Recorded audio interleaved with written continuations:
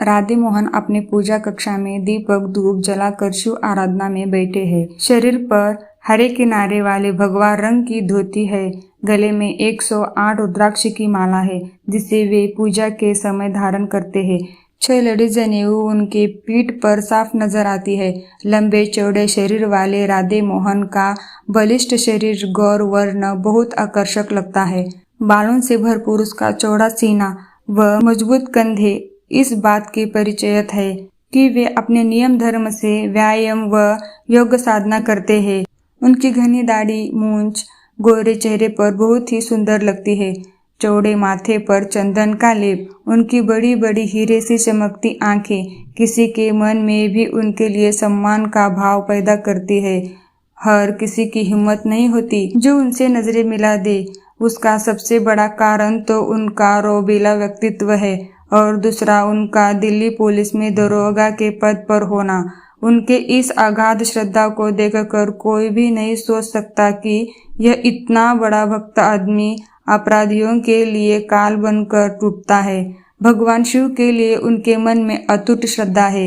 यह श्रद्धा ही कहा जाएगा कि शादी के 20 साल बाद भी उसके घर में कोई बच्चा नहीं आया। उनकी पत्नी शारदा की एकमात्र वेदना भी यही है। वह कई बार कह चुकी है कि आप दूसरी शादी कर ले, लेकिन राधे मोहन को शिव पर पूरा विश्वास है। उनका मानना है कि जब भोलेनाथ की इच्छा होगी संतान तभी प्राप्त होगी। हालांकि ऐसा भी नहीं कि उनका मन नहीं करता कि इसके घर में भी किलकारियां गूंजे।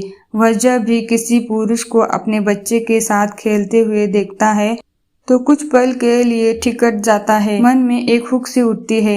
ये अलग बात है कि वह शारदा के सामने बेपरवाह होने की गजब अदाकारी करता है।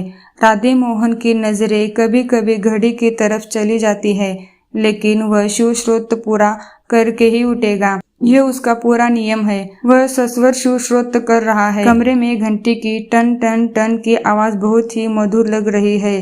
पूरा घर चंदन व मोगरे के खुशबू से महक रहा है। पूजा घर में शिव के अलावा माँ पार्वती, गणेश व राधे कृष्ण की मूर्तियां रखी हुई है। राधे मोहन पढ़ते पढ़ते आरती भी कर रहे हैं। पीतल से बना पंचमुखी दीपक में लो ऊपर नीचे करते समय लहरा रही है। प्रार्थना व घंटा नाद का स्वर मिश्रित हो रहा है। राधे मोहन अपने पूजा में व्यस्त है।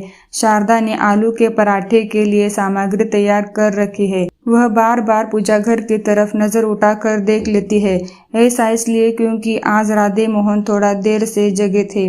कल उन्हें दिल्ली के बाहर क्षेत्र में जाना पड़ा था। किसी खबरी ने बताया था कि कुछ संदिग्ध लोग दिखे हैं जो झुंझुनू में रह रहे हैं और उनका प्लान बम विस्फोट करके दहशत फैलाना है। राधे मोहन को कल अपनी टीम के साथ काफी मशक्कत करनी पड़ी थी। लगभग रात के 1 बजे 4 संदिग्ध लोग पकड़ में आए हैं जिन्हें पुलिस लॉकअप में रखा गया है। शारदा ने पूरे घर में झाड़ू पोंछा कर लिया था। हालांकि राधे मोहन बहुत बार कह चुके हैं कि चौका बर्तन वाली रख देते हैं, पर शारदा अपने रसोई घर में किसी गैर को नहीं देखना चाहती। वह हर बार यही कहकर टाल देती है कि मुझे काम भी क्या है, दिन भर अकेले रहती हूँ। अभी से बैठ जाऊंगी तो हमेशा के लिए बैठ जाऊंगी। राधे मोहन तो उसे यह कहकर ताव देने की भी कोशिश करते हैं कि तू दरोगा की पत्नी है, लोग क्या कहेंगे, जरा रौब दवा से रहा कर। शारदा हंसते हुए कहती है कि रौब देने के लिए तुम काफी हो, भला घर में एक आदमी को सामान्य तरीके से रहने दो। सचमुच शारदा बहुत ही साधारण महिला है। वह एक सामान्य महिला की तरह जीना चाहती है। यदि उसके मन में किसी के लिए नाराजगी है तो वह भगवान के लिए, जहाँ पर अभी राधे मोहन है। कभी उस पूजा घर में शारदा नहा धोकर सूर्योदय से पहले उठा जाया करती थी।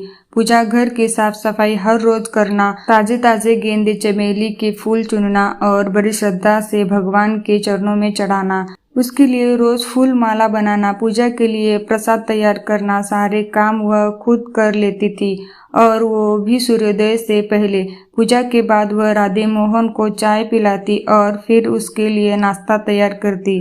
पर पिछले 5 साल से उसने पूजा करना छोड़ दिया था।